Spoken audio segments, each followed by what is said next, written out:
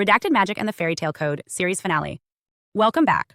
I'm Adeline Atlas, 11-time published author, and this is the Symbolism series. Today's video marks the finale of the Redacted Magic and the Fairytale Code subseries. If you've made it this far, you've just completed an intensive 11-part decoding of global fairy tales, not as children's fiction, but as encrypted magical systems. This final video will summarize what we've covered, organize the major teachings, and remind you why these stories were told, what was stripped from them, and how you can now read them for what they truly are.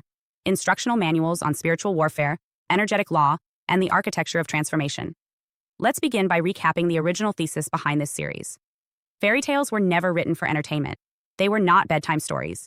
They were oral technologies, transmitted across generations to preserve cultural, magical, and spiritual knowledge in symbolic code. They offered instruction on how energy moves, how power is stolen or reclaimed, how contracts are made or broken, and how beings, human or not, cross thresholds of identity, form, and fate. Over time, these tales were altered by governments, churches, publishers, and even psychologists, stripping them of their original function and turning them into moral fables or fantasy fiction. What was once sacred law became storybook whimsy. This series has reversed that process. We've treated each tale as an encrypted field, decoded line by line, symbol by symbol, to restore its original intelligence. In our first case study, Sleeping Beauty, we explored the curse of dormant potential. A spindle, representing fate and feminine force, triggers a stasis that lasts 100 years. The tale isn't about a kiss. It's about spiritual interruption, when feminine power is suppressed through institutional control or trauma, and how reactivation occurs only after total world reset. The 100-year sleep symbolizes unconscious stagnation, and the awakening is not romance. It is a return of frequency after separation from false timelines.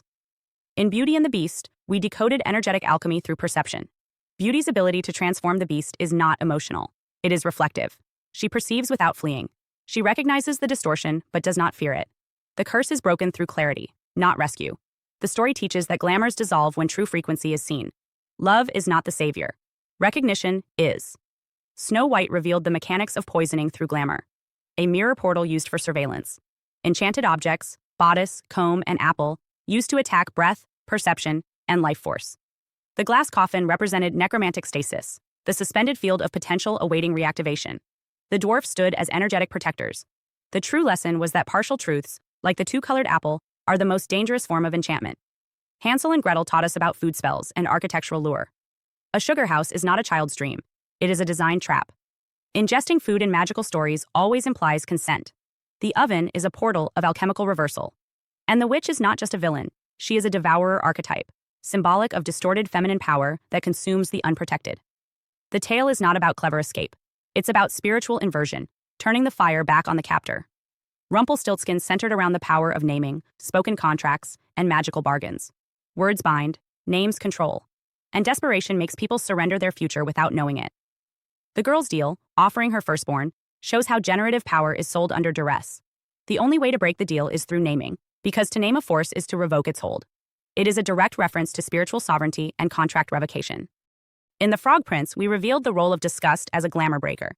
The frog's demand for intimacy is not innocent. It is invasive. His form is enchanted, and only a violent boundary, throwing him against a wall, breaks the spell. The romantic kiss was a later invention. The true story teaches that spiritual parasites often arrive disguised as helpless beings demanding affection, and only truthful rejection, not blind acceptance, restores the field.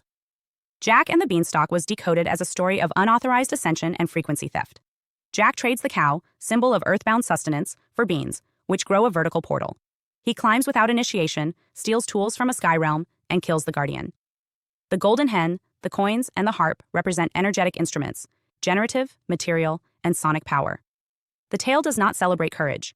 It warns against bypassing spiritual structure to gain access to power you're not prepared to hold. In The Princess and the Pea, we found instruction on somatic intelligence. The girl feels a tiny seed beneath 20 mattresses, a test of sensitivity, not delicacy. The pea is symbolic of hidden truth. The mattresses are insulation. The true sovereign is the one who can still feel what's buried under 40 layers of social programming. This tale teaches that discomfort is a signal of authenticity. Sensitivity is not weakness, it is spiritual refinement. The Three Little Pigs presented a lesson in energetic architecture. Straw, sticks, and bricks are not building materials. They are metaphors for aura stability. The wolf is a devouring archetype, his breath symbolic of vibrational disruption.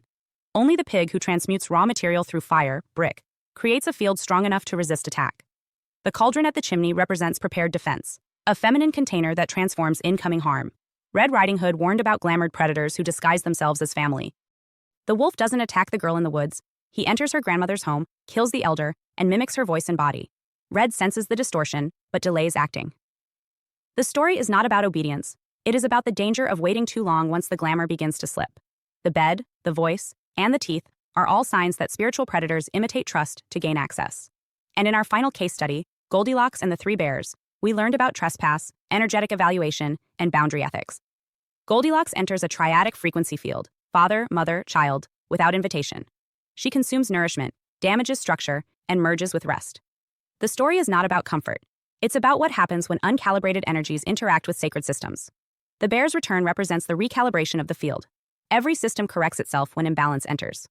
Across all 11 stories, we identified a consistent pattern. Each tale encodes specific laws of energetic interaction. These include contracts, thresholds, consent, transformation, inheritance, boundaries, glamour, testing, and alignment. They are not moral lessons. They are metaphysical instructions. We also saw how these tales were deliberately redacted. Violence was softened. Contracts were removed. Naming was downplayed. Predators became lovable. Sacred space was reframed as neutral. This shift was not accidental. By turning these stories into entertainment, systems of control erased the tools of self-knowledge. Children were no longer trained to sense the wolf. Adults no longer knew how to revoke a name. The feminine no longer knew that feeling the pea was proof of royalty. The deeper purpose of this series was not just to decode stories, but to help you remember how to read symbols again. Symbolism is not metaphor. It is frequency language. When you read a fairy tale correctly, you are not watching characters. You are mapping systems. Every item, color, action, and number operates as code.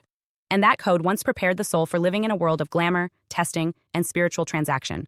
You may have also noticed how many of these stories revolve around contracts, spoken, unspoken, energetic. Many of them involve thresholds, forests, castles, wells, beds, and portals. Almost all of them involve either an encounter with distortion or an unrecognized test. These patterns mirror the real world, where beings, human or otherwise, are constantly navigating consent, access, distortion, and restoration.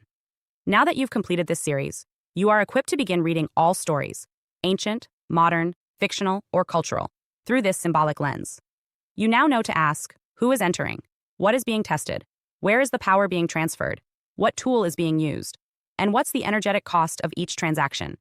You've also seen the recurring archetypes, the maiden, the crone, the beast, the shapeshifter, the guardian, the builder, the devourer.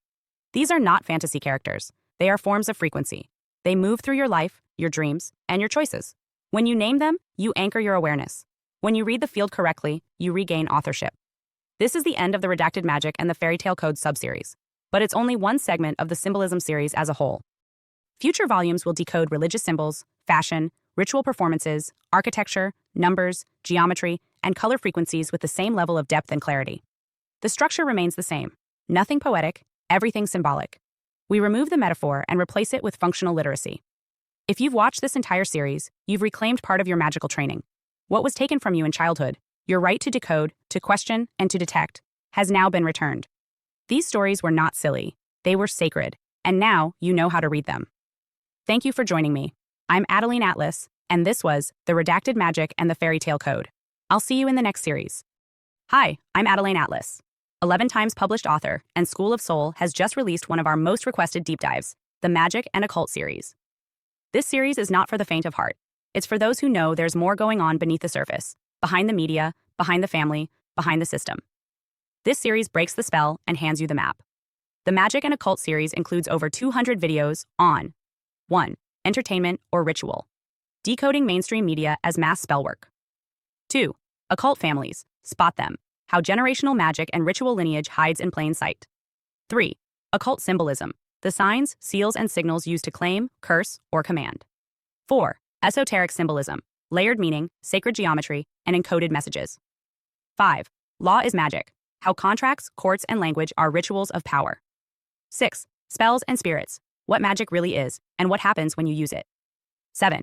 Covens and lodges. Where modern ritual happens, and who's involved. 8. Destiny swapping. How rituals steal timelines, talent, or soul contracts. 9. Energy harvesting. Spiritual parasitism, and how to seal your field. 10. The clairs. Your intuitive senses. Clairvoyance, clairaudience, clairsentience, and more. 11. Become magical. How to strengthen your gifts, protect your mind, and wield conscious force. 12. Miracles are real, divine intervention, faith portals, and supernatural reversals. 13. The chosen ones, what sets them apart and why they're always targeted. 14. The black sheep, the generational breaker, often isolated by design. 15. Targeted individuals, spiritual and technological targeting of aware souls. 16. Gang stalking, organized spiritual and psychological warfare. This is the most revealing, most spiritually advanced, and most protective series SOS has ever released. If you've ever felt something was off about this world, this will confirm it and prepare you for what comes next. Your protection begins with knowledge. Join the SOS School of Sos Vault.